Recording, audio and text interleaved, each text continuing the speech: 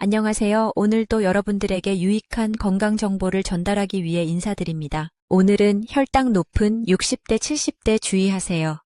늦은 밤 과일이 혈당을 올리는 이유, 그리고 혈당을 지키는 3가지 팁을 정리해드리겠습니다. 오늘 영상 끝까지 보신다면 엄청 큰 도움 되실 겁니다. 과일은 건강식이라는 이미지가 강해서 밤에도 부담 없이 드시는 분들이 많은데 혈당이 높은 분들에겐 타이밍이 정말 중요하기 때문입니다. 시작하기 전에 부탁 하나 드릴게요. 이런 내용 계속 받아보시려면 구독과 좋아요 부탁드리면서 시작하겠습니다. 먼저 결론부터 말씀드리겠습니다. 혈당이 높은 분들이 늦은 밤에 과일을 먹는 습관은 생각보다 위험할 수 있습니다. 과일이 나쁘다는 말이 아닙니다. 과일은 비타민과 미네랄, 식이섬유가 있는 좋은 음식입니다.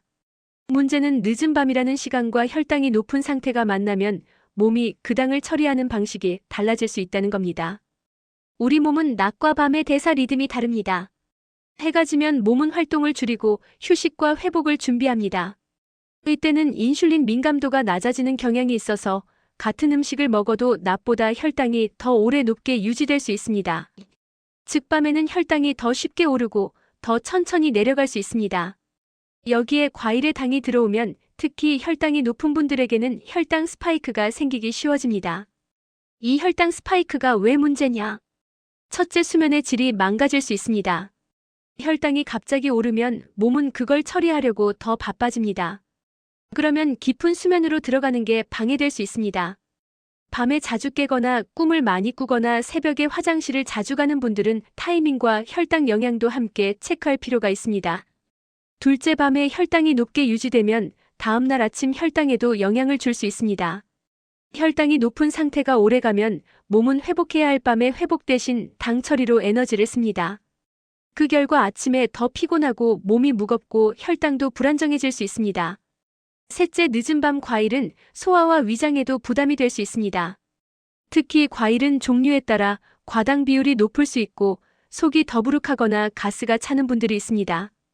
밤에는 장도 쉬는 모드로 들어가는데 이때 과일을 먹으면 위장 활동이 다시 시작되면서 숙면에 방해가 될 수 있습니다. 여기서 많은 분들이 이렇게 말씀하십니다.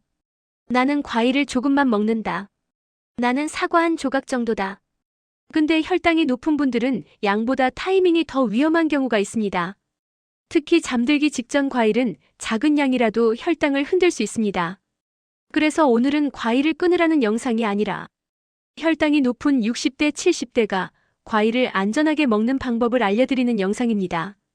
그럼 어떤 과일이 더 위험하냐? 정답은 사람마다 다릅니다. 하지만 원칙은 있습니다. 당이 빨리 흡수되는 형태일수록 밤에 불리합니다. 예를 들어 주스 말린 과일, 과일청 같은 형태는 혈당을 더 빠르게 올릴 수 있습니다.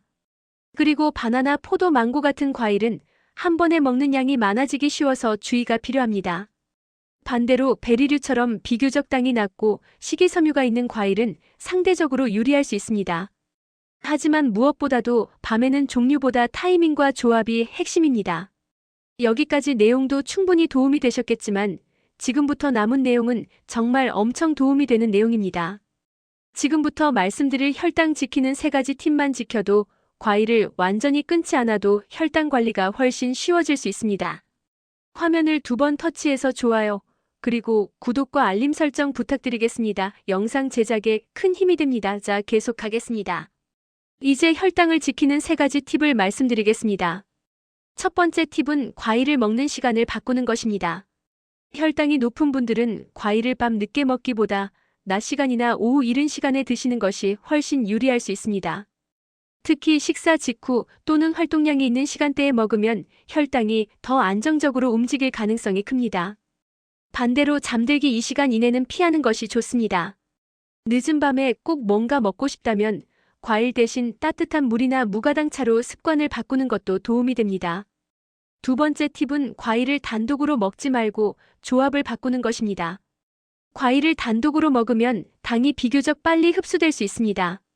그래서 혈당이 높은 분들은 과일을 먹을 때 단백질이나 지방이 조금 섞이도록 하는 것이 도움이 될 수 있습니다.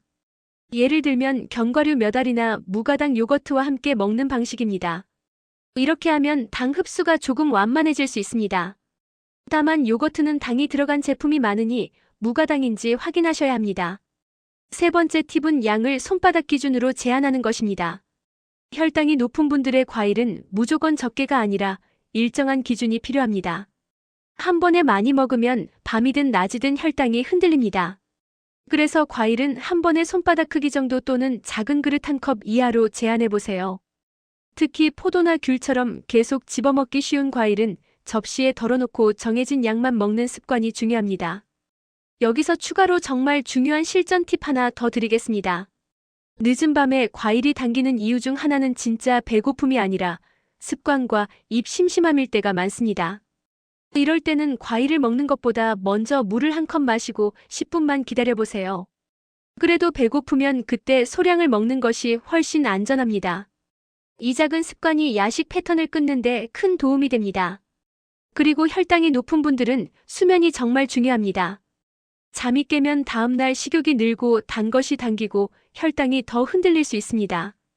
그래서 밤에 혈당을 안정시키는 건 단순히 그날 밤 문제만이 아니라 다음날 전체 혈당 흐름을 지키는 전략입니다. 정리해드리겠습니다. 혈당이 높은 60대, 70대는 늦은 밤 과일이 혈당 스파이크를 만들고 수면을 방해할 수 있습니다. 과일이 나쁜 것이 아니라 밤이라는 시간이 문제일 수 있습니다. 그래서 혈당을 지키는 세 가지 팁은: 첫째, 과일은 밤이 아니라 낮이나 이른 시간에 먹기. 둘째, 과일은 단독이 아니라 견과류나 무가당 요거트와 함께 먹기. 셋째, 과일량은 손바닥 기준으로 제한하기. 이 세 가지만 지켜도 혈당 관리가 훨씬 쉬워질 수 있습니다. 마지막 인사드리겠습니다. 도움이 되셨다면 여러분들의 의지를 댓글로 표현해주세요. 표현을 시작으로 인생이 바뀔 수 있습니다. 구독과 좋아요 부탁드리며 다음에 또 유익한 내용으로 찾아뵙겠습니다. 감사합니다.